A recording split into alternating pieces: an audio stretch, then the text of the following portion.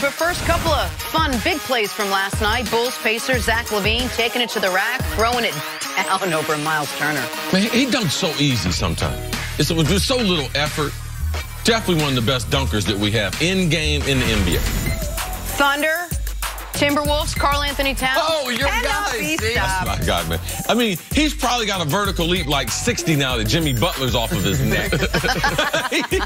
I mean, who's improved more in the NBA this year with one transaction than Karl-Anthony Towns taking over the Timberwolves? An improvement within the season. An emotional improvement that led to a physical improvement. Al Horford, Celtics Warriors. Horford finds a cutting Jalen Brown for the rim-rattling one-handed jam. So this is coming out of Cal. This is what we knew he could do. We knew he could defend. Yes. We knew he could jump out the gym.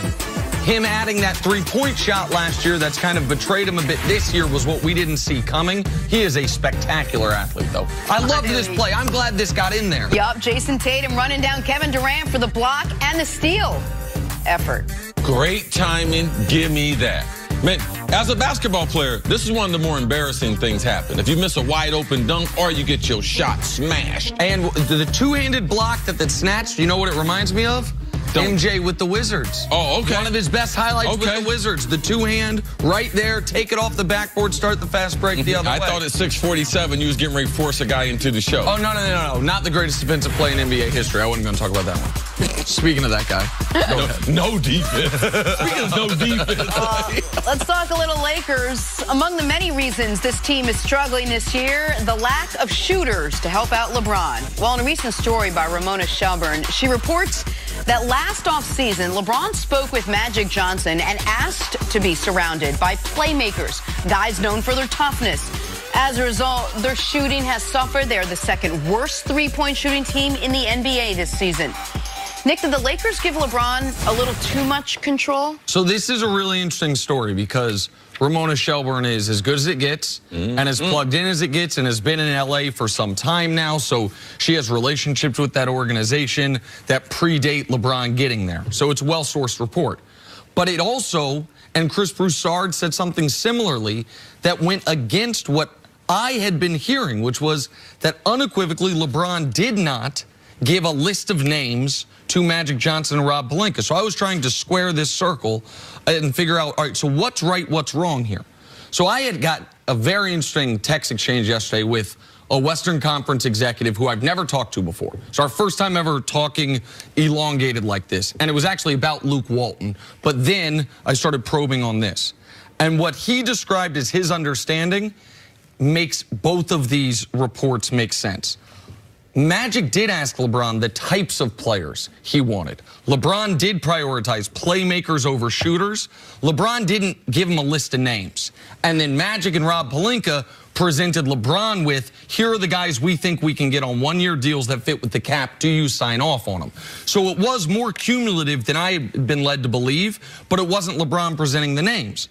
So here's the issue with all of it. One, if you are going to go with playmakers, you need good basketball players. You need guys that aren't just a playmaker in name only. You need guys that are more productive than Lance, than JaVale McGee's not a playmaker, than Michael Beasley, those guys. Rondo's been hit or miss. And the other is a totally fair criticism of LeBron, and this was the point the executive made to me, is he's never been a great evaluator of other guys' talent. It's never been one of the things he's been good at. He's been good at knowing who he thinks he would like to play with. But whether it's guys coming out of school or whether it's guys in the league, evaluating other guys that aren't star players has never been one of LeBron's strengths.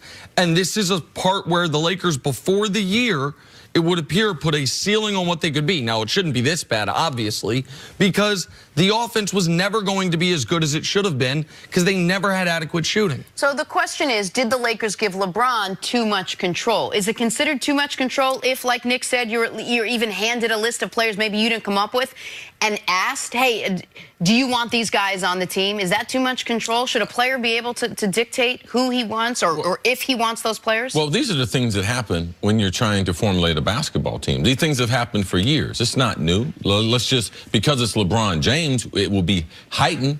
But of course, when LeBron makes that decision to go to the Los Angeles Lakers, and because you really respect, and people in the NBA, they respect LeBron's basketball IQ. But his inability to potentially know talent, but who in the NBA does know the talent? Of all the top 10 players, do we think any of these guys, if they're given the opportunity, they would be able to pick? No, they shouldn't be able to.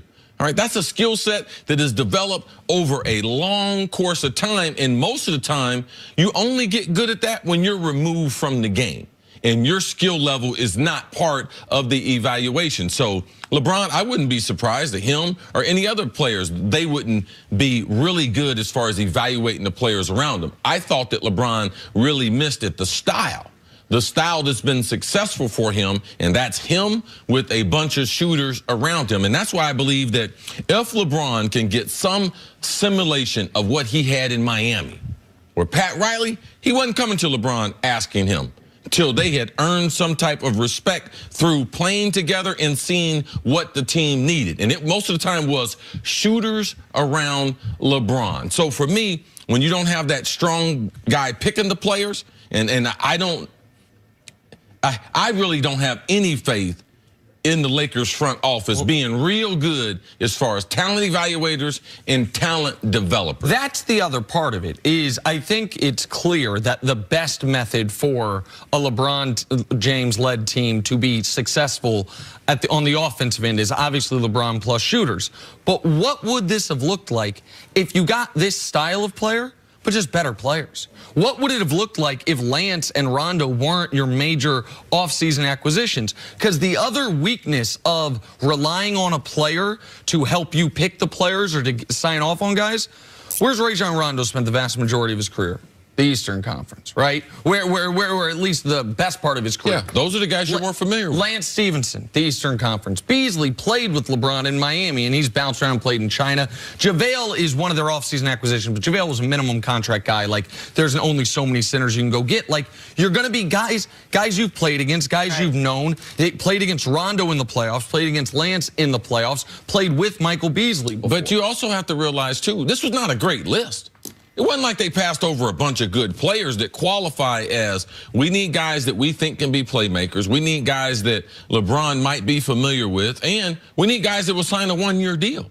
That is the other element of this that I think Brian Windhorst has talked a lot about, and I think it shouldn't be an underrated, it's been an underrated storyline, which is when things start to go sideways, when it's not just the young guys who are on the trade block, it's the guys who are on expiring deals saying, I have no future here. Right. Why do I need to buy into the coach? So Steven Jackson went on the herd and talked about Beasley. But how many people on this Lakers team besides LeBron has an actual future on the team? Well, that is one of the reasons everyone can let go of the rope.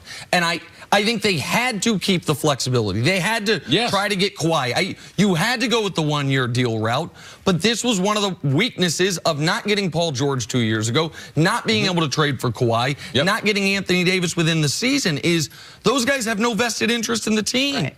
Like, for Rondo is looking for his next deal. Lance is looking for his next deal. They both know they're not going to be on the team down the road. They were banking on getting at least 1 or 2 playoff series and people seeing, wow, these guys can still play. So let's keep them there. Yes. All right, got to take a break. Coming up, could the latest news on Kyler Murray hurt his NFL future? Wait till you hear what one executive seems to think. We discuss next on First Things First.